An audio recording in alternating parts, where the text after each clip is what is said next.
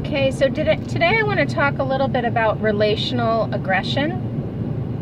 And this is kind of a subdomain of bullying behavior that's often used by girls, particularly maybe middle school girls or adolescents, but it does start as early as 3rd grade from what I've seen. And relational aggression is when they use their social relationships kind of as a tool to harm.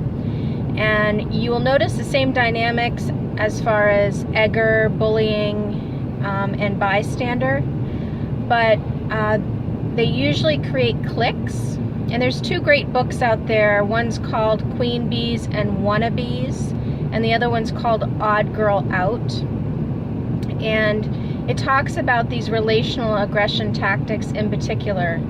Some of the things that you might see in groups of girls, particularly girls who are, quote, friends or friendly, are rumors spreading about each other, whispering back and forth. One girl might encourage another girl to share a secret that's been told to them and then spread that secret.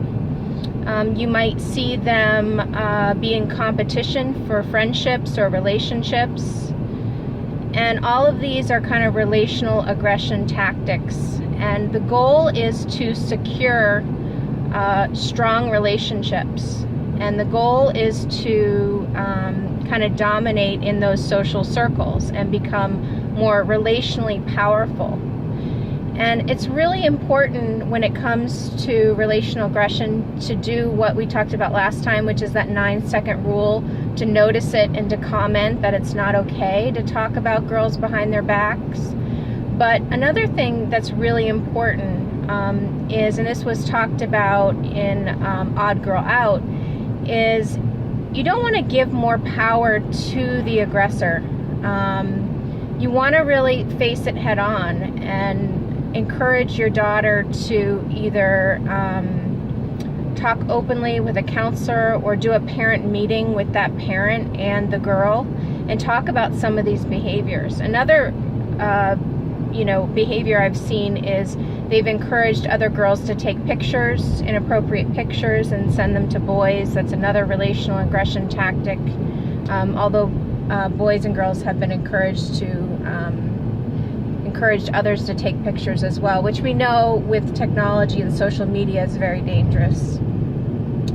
So relational aggression can also be under the radar. It's much harder to detect, it's much harder to nab, and it's really important to encourage and model girls to speak openly and honestly.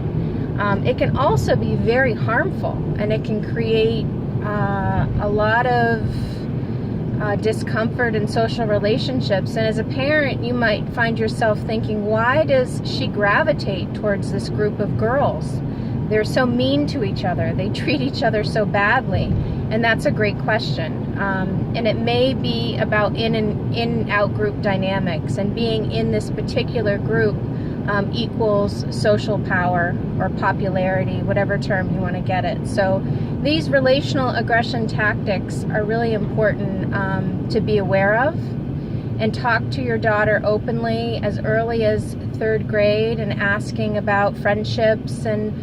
And when I do groups with girls, when I'm trying to get in front of these behaviors, is I don't allow the girls in the group to talk about each other, especially talk about girls that aren't there or represented. And what I will start off by saying is, this is relational aggression. This could be considered bullying if it happens over time and causes distress.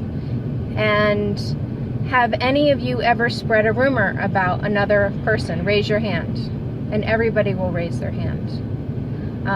Has anyone ever whispered about another person in front of her? Raise your hand. Lunchroom, recess, all of them will raise their hand. Has anyone ever been hurt by rumors being spread about them? Raise your hand. And everybody will raise their hand. So right off the bat, within that group, facilitating that group with the girls, I do that because I want to acknowledge that everybody's been in the position of aggressor most of the time, and everybody's been in the position of victim or recipient of that aggression. And I think that that's really important, because if you're facilitating a conversation with girls, they're going to be inclined to not own their behavior or own their role in it.